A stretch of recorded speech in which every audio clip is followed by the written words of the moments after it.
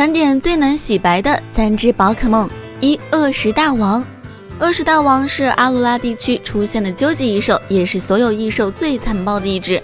比起最近洗白的虚无伊德来说，恶食大王是绝对不可能洗白的了。毕竟在小智穿越到平行世界的时候，那里的美乐岛早已经被恶食大王吃成了废墟，甚至连岛神卡普明明也都抛弃了这里，留守的只剩迪亚和一只杰拉奥拉。得知情况的小智打算和迪亚联手合作，但因为没有了机招式，所以对付恶食大王非常费劲。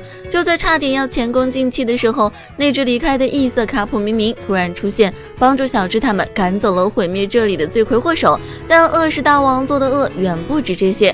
就在小智刚刚夺冠的时候，有好几只恶食大王突然入侵阿罗拉。虽然说熊神能和其中一只不相上下，可为了保护通耳熊，就只能被迫挨打。最后还是火箭队冲出来，对他们离开了这里。而小智等人同样也和这些恶食大王僵持住，最后还是四耳真龙出来帮忙，这才将危机解决。不得不说，这么纯粹的宝可梦反派是真的很少见了。2. 伊培尔塔尔。伊培尔塔尔是卡洛斯地区代表死亡的神兽，而对应他的则是代表生命的哲尔尼亚斯。也因为这样，在很久以前他们就曾经大打出手，之后就化作破坏之茧沉湎在湖泊里，直到剧场版中因为人类争夺迪安西的时候误入他所在的湖泊，于是他们的生命力就全被伊培尔塔尔吸收，导致他直接苏醒，开始大肆掠夺生命，而被吸收的目标也全都变成了石像。凭借着这个天赋，他几乎可以说是永生的存在。然而伊培尔塔尔带来的灾难又能被哲尔尼亚斯完美的解决，只要他变成一棵巨树沉眠，那周遭一切被石化的生命又会重新恢复生机。从这里也就能看出，他们一个性格残暴，一个性格无私。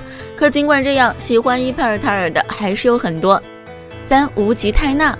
无极泰纳诞生于2万年前，降落在嘎拉尔地区的陨石上。从雷冠王盾版的图鉴介绍可以推测，陨石降落的时候已经是毁掉了大片森林。如果不是雷冠王拥有预知未来的能力，森林里的宝可梦估计会直接凉凉。而雷冠王在经历这次事件后也直接沉睡，但在那之前，他将力量赋予了苍响和藏马然特，而他们又在美露美塔的帮助下得到了腐朽的剑和腐朽的盾，用来对抗无极泰纳。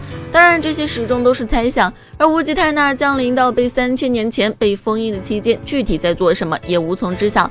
但可以确定的是，在3000年前的时候，无极泰纳需要吸收嘎拉尔地区能量来维持生命，但这也带来了暗夜和极巨化，让那些失控的宝可梦四处作乱，甚至差点让嘎拉尔地区走向灭亡。